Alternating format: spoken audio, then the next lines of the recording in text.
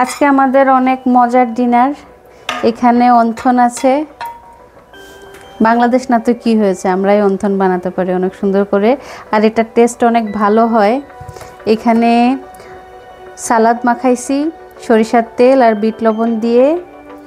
আর এইখানে তোমার হাতের স্পেশাল থাই স্যুপ। এই থাই স্যুপটাও অনেক মজা হয়, এটা রেস্টুরেন্টের চেয়েও অনেক ভালো হয়। এটা লাস্ট দিন মাখাইছিলাম গতকালকে, কিন্তু একটা কাজে তাড়াতাড়ি বের হয়ে গেছি, যার কারণে আর বানানো হয় নাই, তো সেই কারণে আজকে বানানো। আর এই জায়গায় আমাদের চিকেন গ্রিল।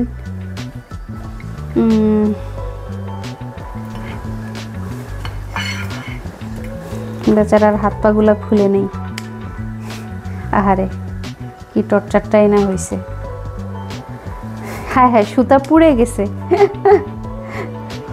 সুতাও গ্রিল হয়ে গেছে, দেখো বেচারা মুরগির সুতাও গ্রিল হয়ে গেছে। এই যে সুতা তো দেখাই যাচ্ছে না, কই, এই যে সুতা। আহারে বেচারার কত কষ্ট।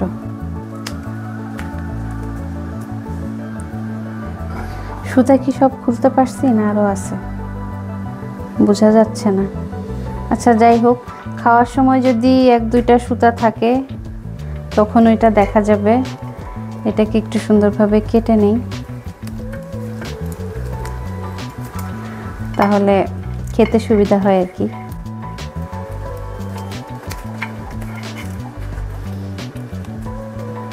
এটা তো এত নরম হয়ে গেছে, তার কাটাই লাগতেছে না, এমনি খুলে আসতেছে, দেখো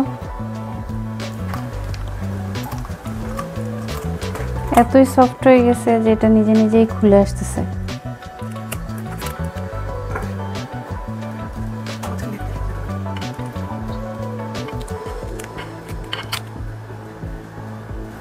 একদম সফট হয়ে গেছে চিকেনটা। এই যে রেডি আমাদের চিকেন।